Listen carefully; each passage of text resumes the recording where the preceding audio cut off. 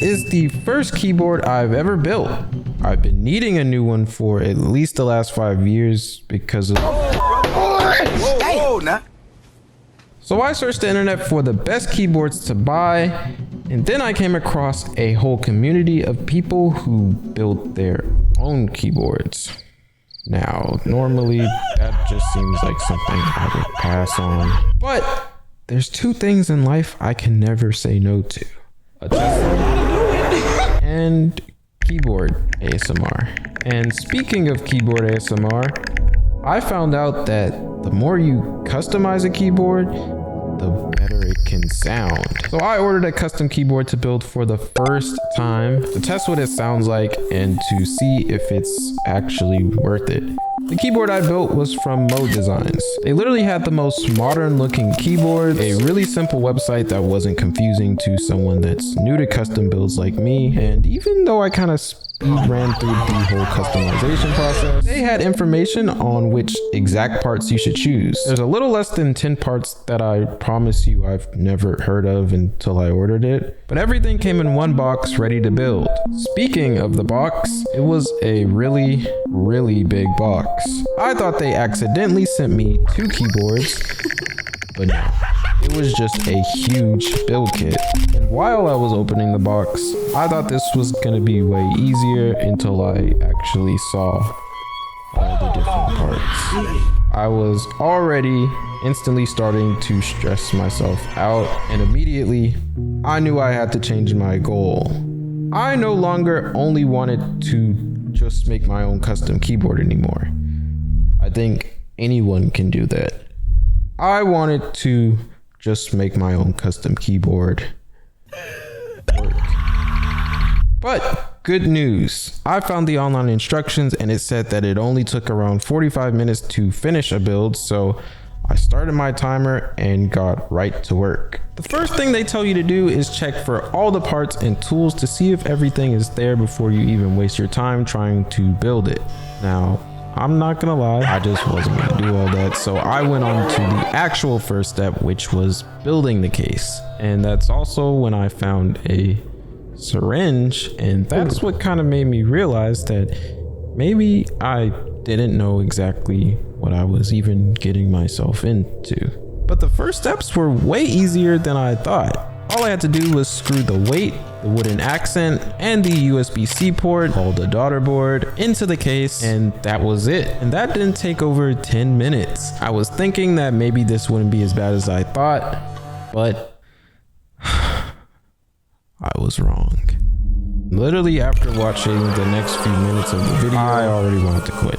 I had no idea this was even a thing, but the longer keys on your keyboard have long metal wires and connect to something called stabilizers to keep each press even. You have to lubricate them. It apparently makes them quiet and keeps them from rattling. So I first unironically found myself at AutoZone, buying an extra grease that they recommended, then Target to buy a few small paintbrushes to apply the lube. And if I'm being 100% honest, I just wish there was some way they could have eased me into everything better, because that was a little bit too much for me to take. After I picked up everything, I got back to find out that this wasn't a quick process either. I had to be super careful to apply small amounts of lubricant to the stabilizers themselves and grease to the metal wires. If you apply too much at first, then it'll be, quote, harder to remove after the application. So I was as attentive as possible. I ended up doing the same process for 3 different pairs of keys and wires, and after repeating the process over and over, I finally screwed the finished, fully lubricated parts into the board. And if this would make you nervous, trust me, building keyboards wouldn't be for you at all. I thought it wasn't going to be so hands-on and aggressive, but the next step was to install each switch for the keycaps. This made me nervous too, because not only was there a thin bendable plate in between the board and the switches I had to install, there was also a piece of foam that I had to pierce through to secure the keycap into place. I definitely felt like I was being too rough, but there was really only one way to find out if the keyboard was gonna work or not, and that was to finish, or like literally just test it like how they said earlier. But honestly, everything was pretty straightforward after feeling like I was in a life-changing surgery. Like I said earlier, I was literally just installing the switches, and it took extra long because there's like over 60 keys, and it took even longer because for some reason I wanted to make a symmetrical color pattern for the inside of my keyboard that no one is ever going to see, not even me. But anyways, I was literally almost finished, and besides finally placing the keyboard into the case, all I had left to do now was to install the keycaps. And while I was finishing basically the last step of the building process, I was thinking about how stressed I was at the beginning. I didn't know what to do at first, and all the parts looked so intimidating. I literally almost just didn't build the keyboard. But after I took it step by step and learned as I went, it actually went surprisingly smooth and a lot quicker than I thought. I just overcomplicated it. And after looking at my phone, it took almost 5 hours. For my first ever build, I honestly don't think that was too bad. And the finished keyboard looks so nice. You can really tell that it's a high-end keyboard because not only did it look beautiful, it also felt super premium. The wooden accent adds a natural color to the modern design. The case combined with the stainless steel weight made it super sturdy. This is the heaviest keyboard I've ever picked up. The whole thing definitely weighed over 5 pounds. And for the moment of truth, when I plug my keyboard,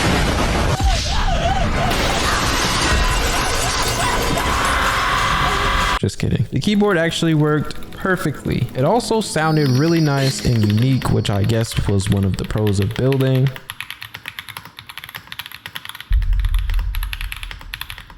And if I ever happen to want a different sound, I can always try new switches and build combos since I know how now, but I won't. Maybe I'll change my mind in the future, but I can completely see why this is such a specific niche on YouTube. I think you have to truly be passionate about something like this and also truly enjoy it. Even making the decision to build my first keyboard was scary because it doesn't seem like something the average person can do. I'm definitely open to it now, but it's not something that really interests me when I look at it as a hobby. What was worth it to me though is how I could customize a keyboard that matches and complements my setup perfectly, and how I know that I won't be needing another keyboard anytime soon. Now I can focus on what I really want.